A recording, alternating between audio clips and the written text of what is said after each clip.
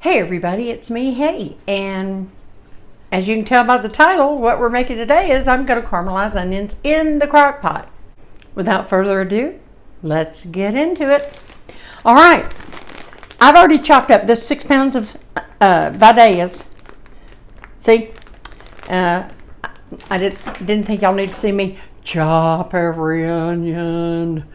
It's misery when you see that on camera all the time. A couple of chops, that's fine, but there are some that cut every single onion on camera, and yeah, I don't like it, so I don't think you do either. All right, I'm long-winded enough, aren't I? I have a stick of butter, in it goes. I have my crock pot on high. It's already getting warm. It's on high. I'm gonna put in, I don't know, about 2 teaspoons of oil, and that's so the butter doesn't burn. We know all this, right? And this is how easy this is. In goes my onions. And for the moment, that's it. For this exact moment, that's it. I've got to let it come up to temp and start melting that butter. So I'll come back in about 30 minutes and I'll give it a good stir, and then I'm going to leave it alone for hours. I've got it on high, but I never leave it on high past, say, a couple hours. And that's really to get the butter incorporated in and everything. And then I cut it to low. And it depends on just how it's cooking. I've had them ready in 9 hours. I've had them ready in 12 hours. It just depends. It also depends on if you actually want them caramelized. You can get them cooked all the way through and then do the prep freezer trick like I've tried to get y'all to do. I hope maybe if I can get 1 or 2 people that see this video and maybe go back and see my roasted garlic video and my bell pepper video. I mean, let's do this. And because I can show you so many meals that come together just like this. All you busy weekday parents, you can't get any better than this. So this is one of those steps. When I'm doing too many other things, I'll throw them in the crock pot. If I'm going to be right there at the stove anyway, I'll actually sit there and caramelize them, in a pan on the stove, as y'all have seen me do a couple of times, several times, more than several, really. But anyway, I do this when I'm doing so many things. I can't be standing here and coming to stir it every 6 to 8 minutes, depending on what stage they're in. They're gonna come up to heat, and then they're gonna release their own juices.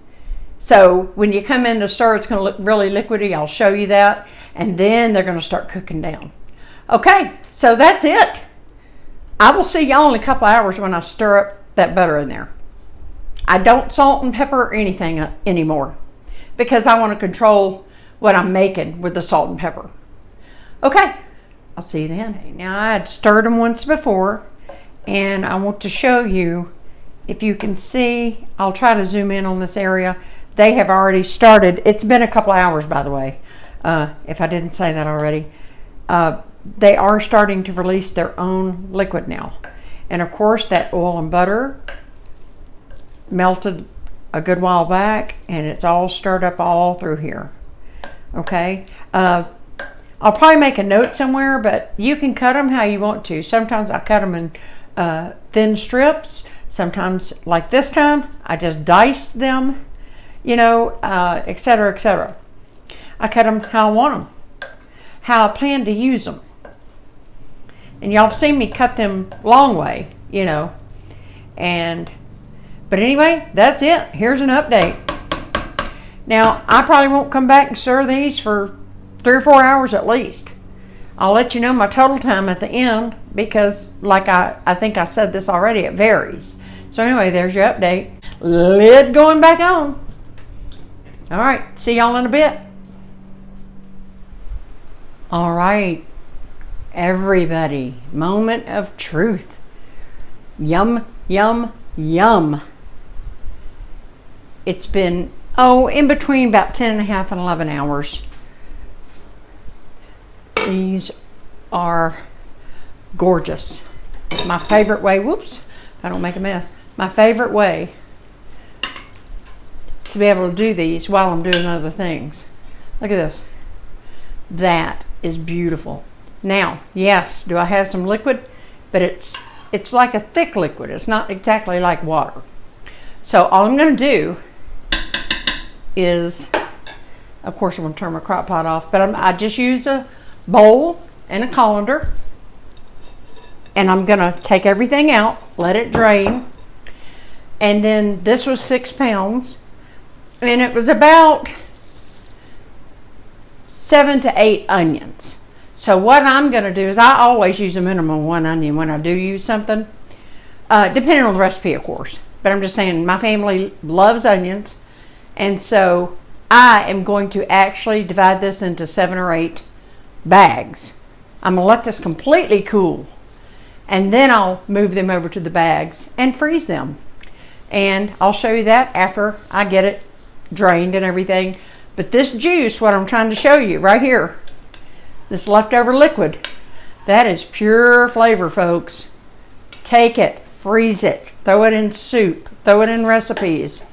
It will add a depth of flavor that is just, oh, so good. I love onions, and I love them this way.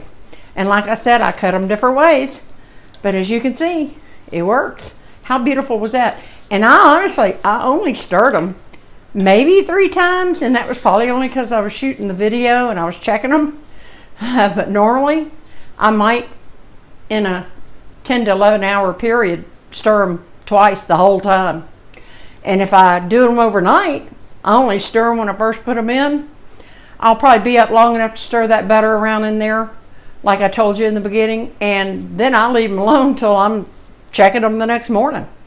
So there's several ways to do it. And of course, naturally, I may have said this already, I did cut this on low after the first 2 hours. So they've been going on low, not high. All right, after I get everything switched around and get these onions cooling, we'll go to the next step. I just wanted to make a quick point here. Of course, as you can see, I've transferred them all out. And you saw how many onions that was. That's probably not even maybe 1/3 of a Ziploc bag, but it's all flavor. All right, so I do want to show you this. I want to do it, try to not make a mess. You see that liquid?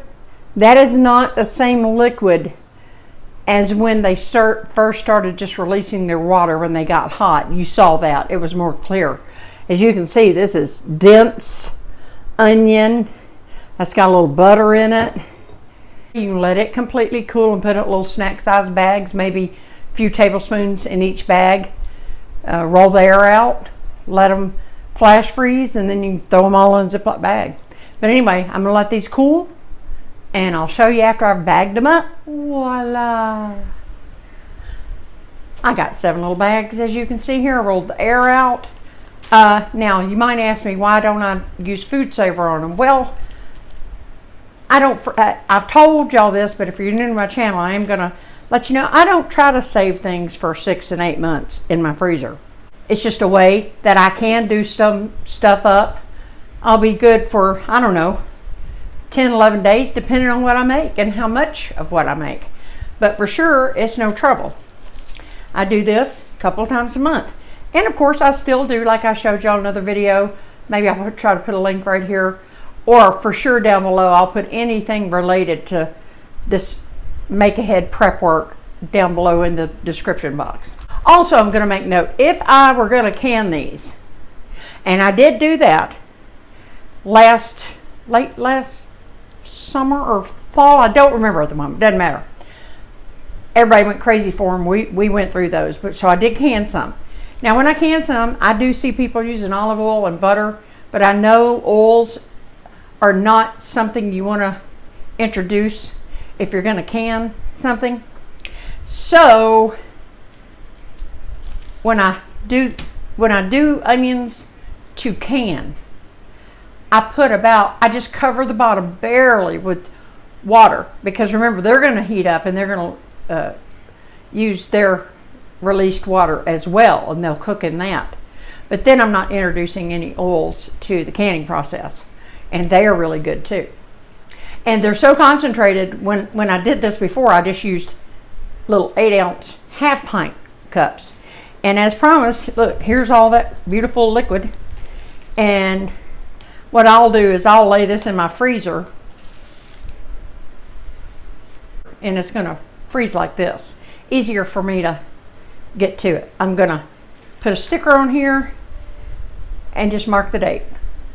But I know I'll use this up. And the reason I'm not separating it, as I discussed, I could separate it, but I already know what I'm going to use this in. So I'm going to use the whole thing.